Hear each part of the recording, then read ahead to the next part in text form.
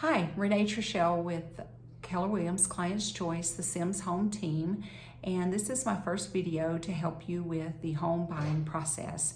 Some of you may have recently purchased or sold a home, and others of you have not done this in quite a while or ever. So first of all, I congratulate you on taking these first steps. But you need to know what kind of property you're buying, because if it's an investment property, when you talk to a lender, they need to know that, or if this is a second home. So the first step is to go talk to that lender, get pre-qualified, and they will let you know what range that you can, get money, your loan limit. And there are a few tricky things with that. So our next video, I hope you tune in to listen to what your options are. Thanks. Home Team. And today I want to talk to you about speaking to a lender. First of all, you need to find, in my opinion, a local lender who is responsive, who communicates well, and you can get that by maybe asking someone that you trust who they've used in the past. Your lender needs to communicate with you and with the listing agent during this process so that everybody's on the same page and there's communication. Next, they will give you a range to let you know what you're pre-approved for, and we will have to have that pre-approval letter with every offer we put in for you as a buyer's agent.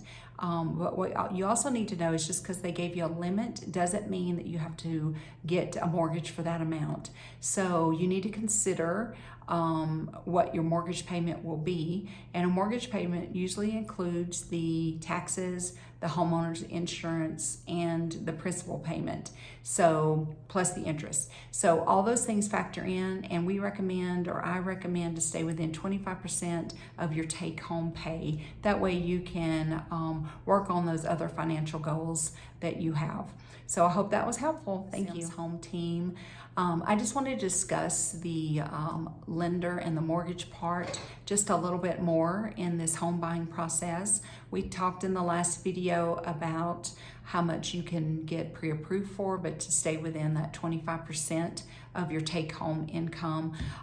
There's a few other things that I'd like to discuss about that, and that is deciding what type of loan you're going to get, whether it be conventional, FHA, VA, and those can change how much of a down payment that you will need. Also, if you want to run the math, have your lender run the math, a 15-year mortgage will cost you more a month, but a 30-year mortgage will cost you tens of thousands of dollars if you put it on a fixed 30-year mortgage. So have your lender run those numbers for you, and always remember to try to keep it within 25% of your take-home pay so that you can reach those other financial goals that you have in life, such as maybe you need to put someone in college. Who knows? Just remember those things and don't take out the max amount of mortgage that the lender tells you to, unless that's your choice, and try to stay within a 15-year, even though it may cost you a little bit more per month, so that within 15 years, maybe even sooner, you get that home paid off for, and then you can reach all those other financial goals that you want to reach. All right, hope that was helpful. Home Team. Today I want to talk to you about down payments and closing costs on a loan. I am not a lender, but I just want to let you know, moving forward into this step-by-step home buying process, that you understand what is going to be expected of you. This is your lender. As your lender needs to talk to you about these things, but you need to know what your loan limit is, what you decide. You're going to say, okay, we're doing it for 15 years, this amount of money. So I just want to run some numbers for you. If you are purchasing a $500,000 house and you are doing it at a 3% down payment, that's going to cost you $15,000. That goes towards your purchase, but you need to have that cash on hand. If you're doing a 20% down payment, that's going to be $100,000. Again, you need to have that on hand, and that will go towards your home purchase. But a lot of times we don't think about those things, and also you're going to have closing costs. So for a house that is over $600,000, you're looking at probably around $6,000 in closing costs. And so your lender can break all these numbers down for you. It will be different with each lender, what all those fees are. But I just wanted to give you a little heads up. So before you go talk to a real estate agent, or before you go get pre-approved for a lender, maybe you could just call a local real estate agent, call me, call a lender, and try to get some information to kind of know how much you're going to need going to the closing table for your new home. So I hope that was helpful. Home team, and today I want to talk to you and give you a little bit more advice on this home buying process. You've talked to your lender, you found out what kind of loan you want, you know how much your down payment's going to be. Then know that when you start putting offers in on homes and you go under contract, there's a few things that you're going to have to come up with money-wise before you get to the closing table. So these are what we call out-of-pocket expenses. You're going to have to come up with earnest money, and that is turned into the title company or to the agency 3 days after you go under contract, and that is 1% of the purchase price of a home. So if you're purchasing a $500,000 house, you need to have $5,000 at your disposal to give to the title company to hold, which will go towards your loan at the end if you do get to the closing table. If you don't and you terminate your contract before the final deadline, then you get the earnest money back in most cases. So those are a few things that most people aren't thinking about. Another thing is home inspection, which can include, your typical home inspection of them looking at the structure, checking outlets, looking for things that are wrong with the house. You can have radon, you can have inspection, you can have sewer inspection. All those things cost money. So you're looking at $350, $450, even more to have these inspections done. Those are out of pocket at your expense, and you don't get those back even if you go to the closing table. Those were just protection things that you chose to pay for to make sure you were buying a good house. Another thing is an ILC. It's an improvement location certificate, and depending where the home is, can be anywhere from $450 and up. And that's to make sure that there's no easements, encroachments, that your house isn't on someone else's property, and vice versa. So all these things are out of pocket expensive. And like I said, if you don't go to the closing table, or even if you do, you don't get reimbursed these things. Earnest money is the only thing that comes back to be applied to your mortgage. So one more step in the home buying process, and I hope you learned something. Thanks, home team. And today I want to talk to you about finding your perfect real estate agent. Referrals are great when it comes to this. So ask someone who's recently done a transaction with a real estate agent and get some feedback and see how they performed. So we are here to service you.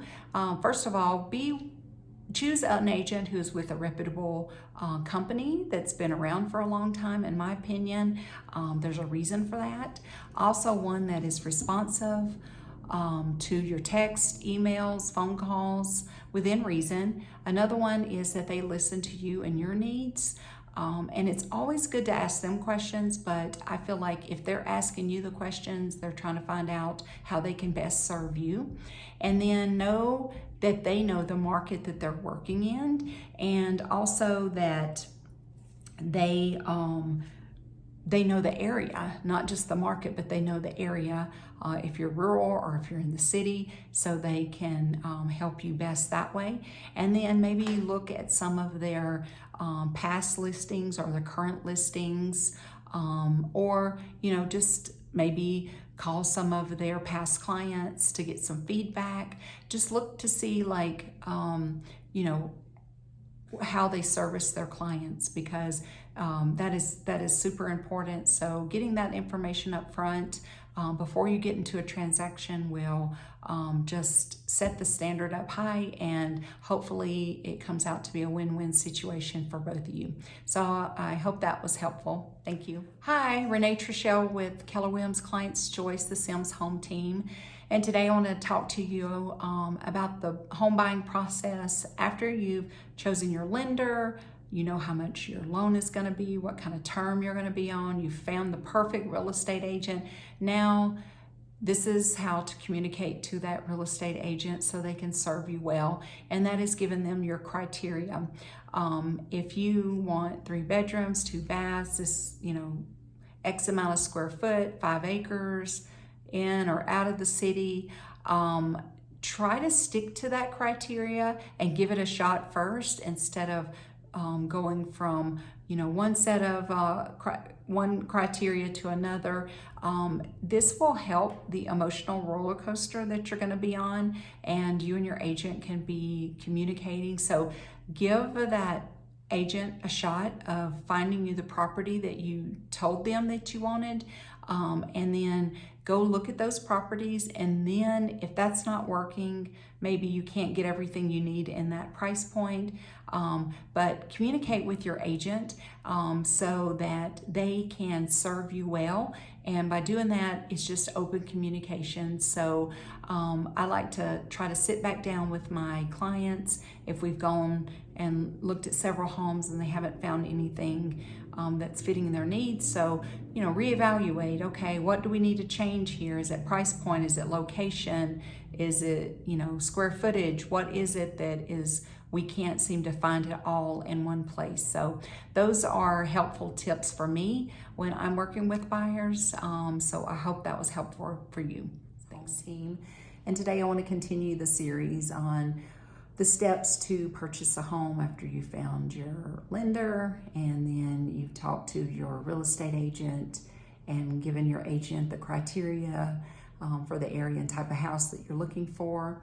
The next step is for your agent to set up appointments for you to go start looking at the homes, which is a very exciting time. So your agent will make those appointments, you'll show up. What I saw in the last couple of months was maybe 15 minutes to 30 minutes was the top amount of time that you could be in a home.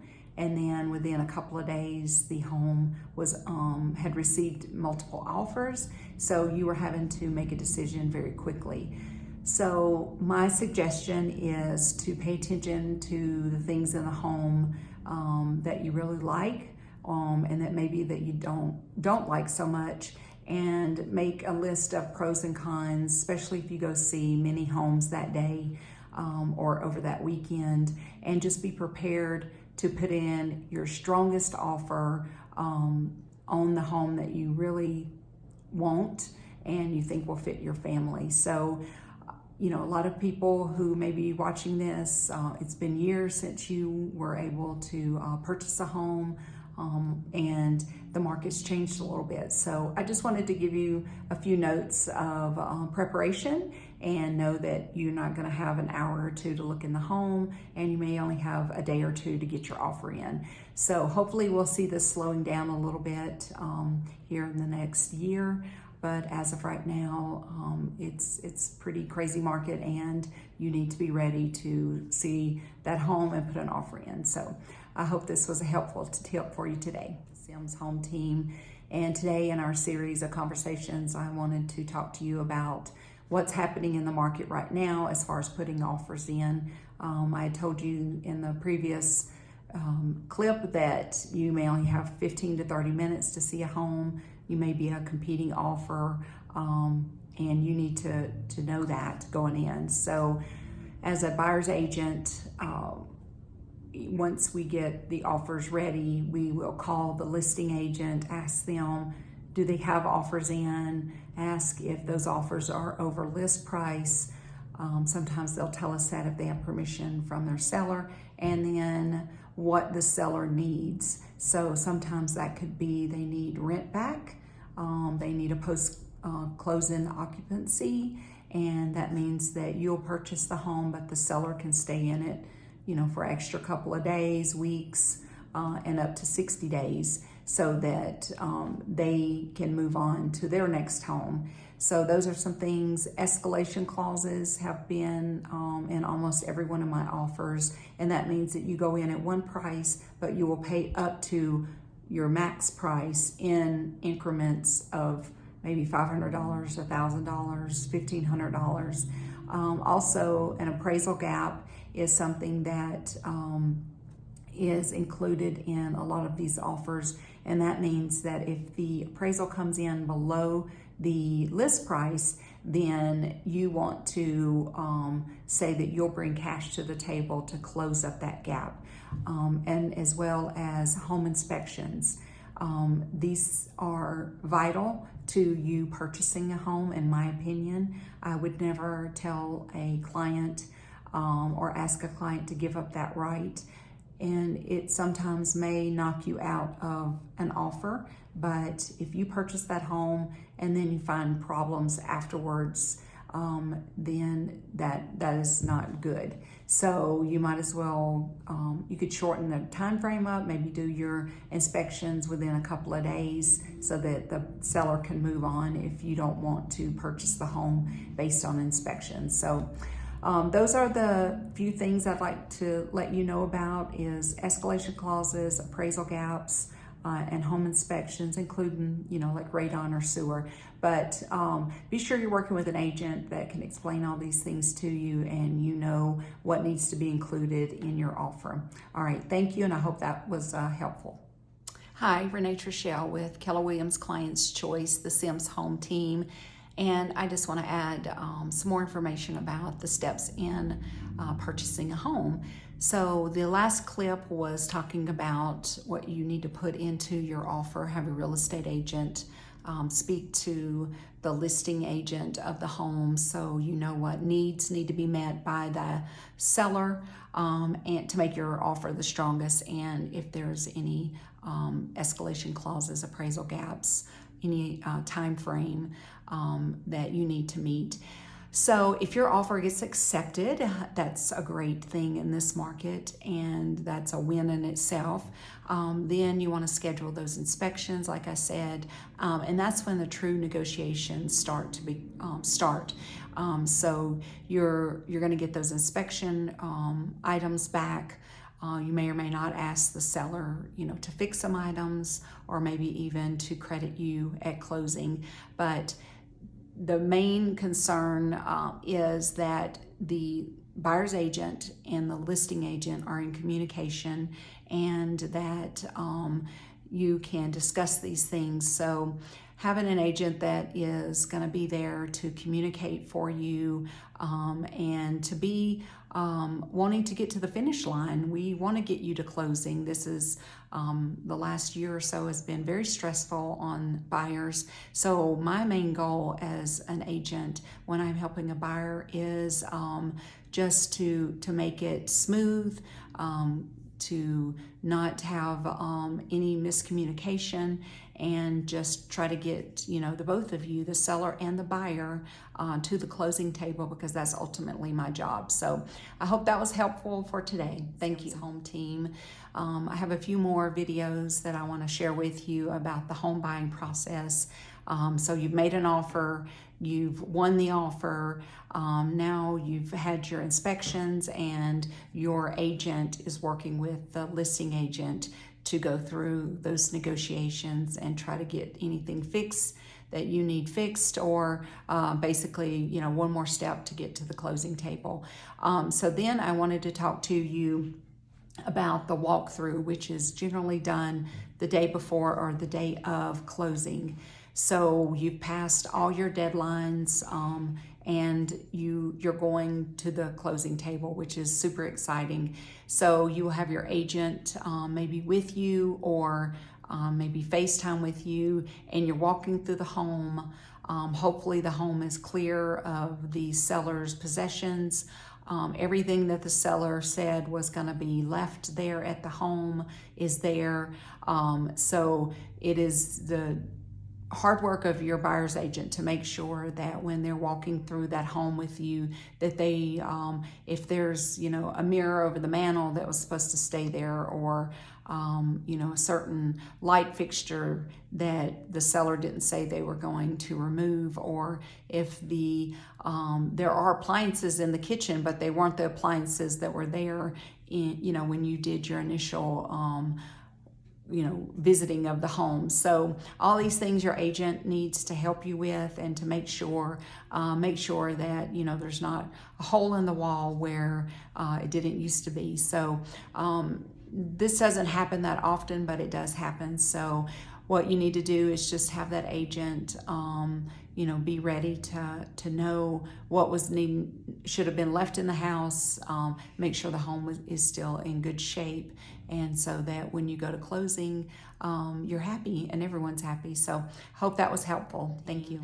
And I've been talking to you about the steps in purchasing a home. So you went from getting your pre-approval letter from your lender, to finding a real estate agent, to going out looking at homes, and then you've won the offer, gone through your inspections, gone through every deadline of the contract, and now it's the day of closing. So make sure that if you are going to wire your money to the title company, make sure that you have set up those wiring instructions. Make sure if you're purchasing the home with a cashier's check, make sure that it is made out to the correct title company.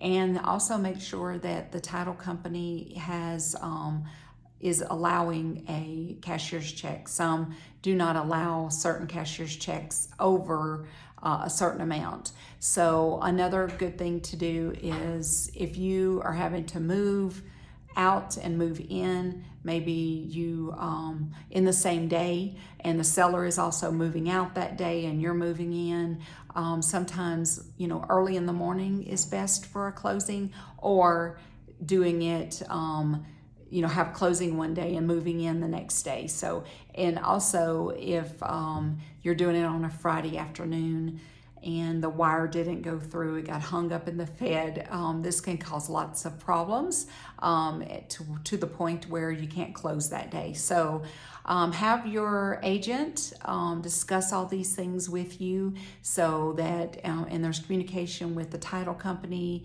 But like I said, make sure if you're going to be wiring your money in to purchase this home, that you've set those wiring instructions up. The agent cannot do that for you. You need to speak directly to the title company. And then make sure you have your valid driver's license, and anyone who is going to be signing with you has their valid driver's license with them when they go to the closing table. Another thing, we used to all sit down together at closings. That may happen a little bit more, but generally they're separate closings, so you may not get to meet the seller. The seller may not get to meet the buyer. So if that's important to you, then try to collaborate that with all the agents and the title company. So sometimes it's nice. You can exchange information, and the seller can tell you of some quirky thing about the house that you didn't know, that they had not shared with the agent. So these were all things that I experience with clients. So I just wanted to put together a series of videos, so that if you had a question, you didn't know how this worked or that worked, I hope this was helpful to you. So anytime you have questions, you can call me, 719-323-1641. I'd be glad to answer those questions for you. Thank you.